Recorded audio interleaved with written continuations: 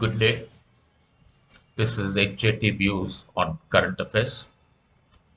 Today, we will be discussing the banking sector of our country with major focus on the public sector banks.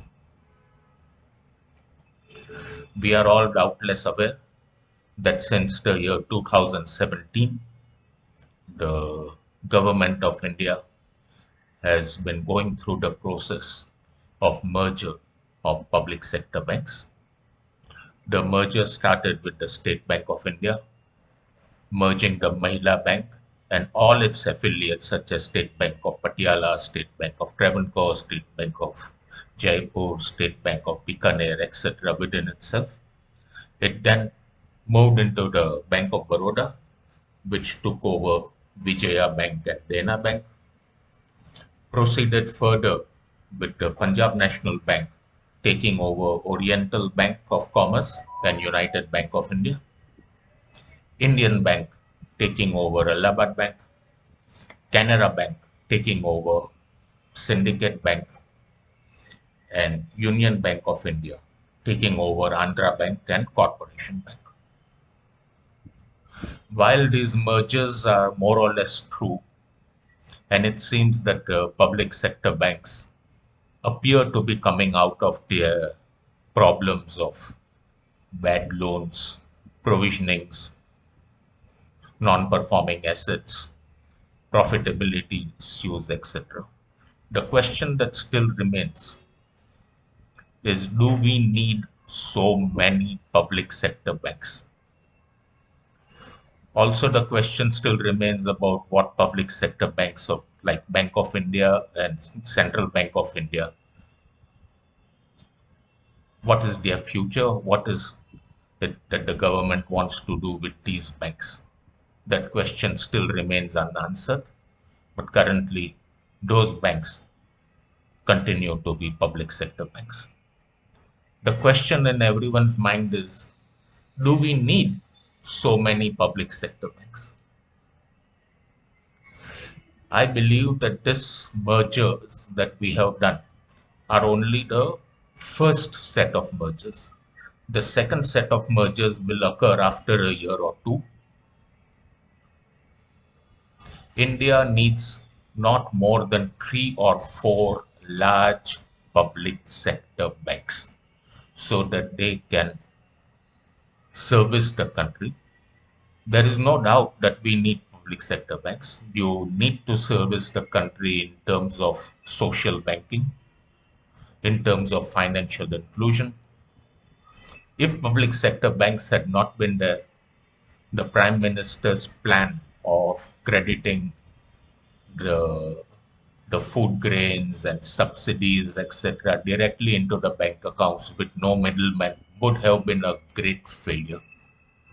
It is only the Jandan accounts and then the mobiles and then the public sector banks ensuring that everybody had Jandan accounts that has succeeded in this success that we are having today of money reaching the recipient directly with no middleman. We need to build on this. 7, 8, 10 public sector banks are way too many. Not more than 3 or 4 are required. Different geographies, different needs, different strengths, and the merger proposals will have to be evaluated accordingly. However, whilst we are always talking about public sector banks, the same rules will apply to the private sector banks. There are just too many private sector banks in India. And these banks also, over a period of time, will have to go through the process of mergers. India needs 5 to 6 private sector banks and 3 or 4 public sector banks. More than a dozen banks altogether. Large banks, I'm talking about banks with subsidiary. You may have banks fulfilling a specific need in a specific area, but with no branches and no existence outside their geographical area. That is possible. That should actually be encouraged. However, if you are wanting a 360 degrees banking facility to be provided, then it is absolutely necessary that we reduce the number of banks that are there to get economies of scale and to reduce transaction costs. That is definitely going to happen, and the next 3 or 4 years will see this accelerating. And mergers will happen not just in the public sector, but I believe there will be major mergers also in the private sector, banking. Let us see how it goes.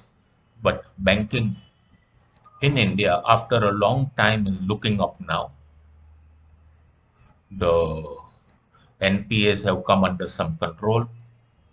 The recoveries are gradually beginning to improve. Profitability is marginally up. And to facilitate the public sector banks from fulfilling their social responsibility and financial inclusion responsibilities, I believe RBI must make out a set of ratios that these banks must fulfill, considering these difficulties that they have on social banking, recognizing that, but still there should be some parameters against which private and public sector banks must both be evaluated, given proper weightages, and judged and warned if their performance is not up to scale. This ends my talk for today. I hope you are liking it. Please spread it if you feel it is worthwhile. Till then, Jai Hind, Jai Maharashtra, Jai Mumbai. Thanks.